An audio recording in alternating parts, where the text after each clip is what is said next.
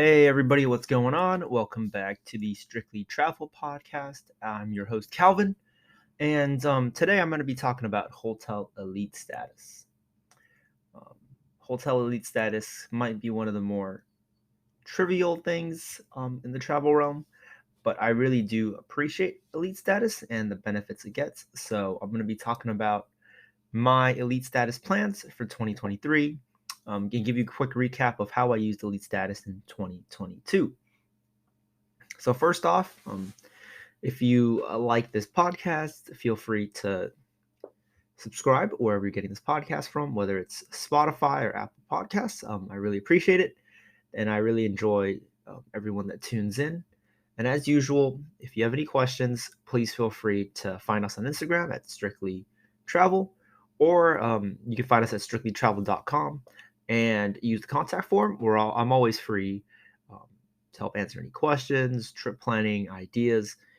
I'm always an open book, so feel free to use that form if you have any questions.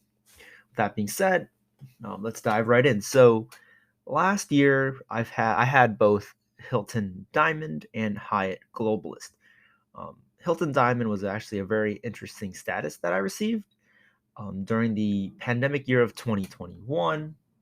I actually was able to get Hilton Diamond via credit card spend, and unknowingly so, because I wasn't really planning to earn that status. So I woke up one day and suddenly I got an email that I've achieved Hilton Diamond, and which was pretty cool. I don't usually stay at many Hilton properties, but Jen, who's also the co-founder of Strictly Travel, who's more of who's my partner in crime. She's the food critic. She's the food reviewer. She and I came up with an idea to try to stay at a Hilton property every year, every other year, and to check out some of the more exclusive Waldorf properties. So in the last couple of years, we've only stayed at the Waldorf Beverly Hills. 2022, we stayed at the Waldorf Astoria Los Cabos Pedregal, which was absolutely fantastic. And the way we did it was I have the Hilton business card. If you spend $15,000 a year, you get a free night certificate. Um, and I also have the No Fee Hilton card, which at a certain time was also offering a sign up bonus that included a free night certificate. So I was able to get 4 nights at the Waldorf Los Cabos for 4 free night certificates, which was pretty swanky. So Hilton Diamond was not too great. It was not too bad because it is a status that can be earned or that can be bought using the Hilton Aspire card, which is the premium luxury Hilton card offered by American Express.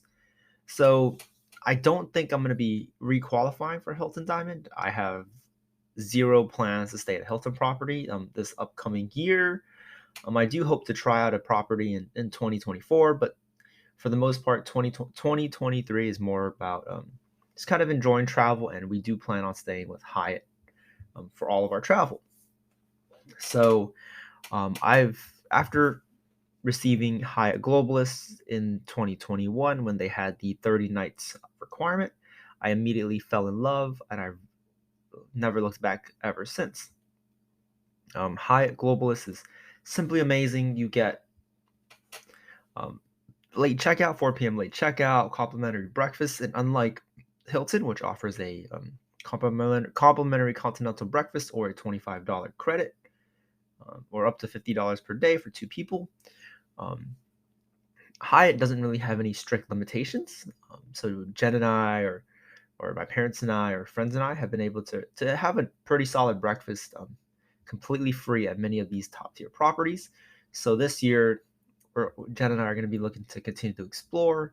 And really, Hyatt Globalist is going to be a main emphasis of ours because of the complimentary breakfast, late checkout. They're all going to be amazing perks, especially when we go to Europe. So some of the properties that we hope to stay in this year, or that we plan on staying in this year, is we're going to be staying at the Hyatt Centric in Milan. I couldn't stomach the price of the Park Hyatt Milan, so we decided to use a couple of free night certificates with points to stay at the Hyatt Centric Milan, which should have complimentary breakfast and some easy perks. The late checkout, we probably won't be taking too much of an advantage. And then we're also going to be going to the Hyatt-centric Venice. That's going to be another one of our short, nice trips. After going to Milan, we're going to be swinging over to Venice. Then we're going to be actually staying in Zurich. At Zurich, we're going to be staying at the Park Hyatt. And since we were Hyatt Globalists, we do have a couple of suite upgrade certificates. And I was able to use one for the Park Hyatt Zurich. So we'll be staying in a corner suite. That's another one of the great perks. We're going to be staying at a corner suite for 3 nights. Normally, this would cost an extra couple hundred to maybe 400 or 500, and we're going to be saving about at least $1,000 over the course of our 3-night stay. In addition to that, we're going to be able to have breakfast at the restaurant, completely comped, which should be about almost $100 a day. I've heard that Switzerland's a little bit expensive, so all in all, we're going to be saving at least 12 to 1300 minimum in only Zurich and our 3-night stay because of our status.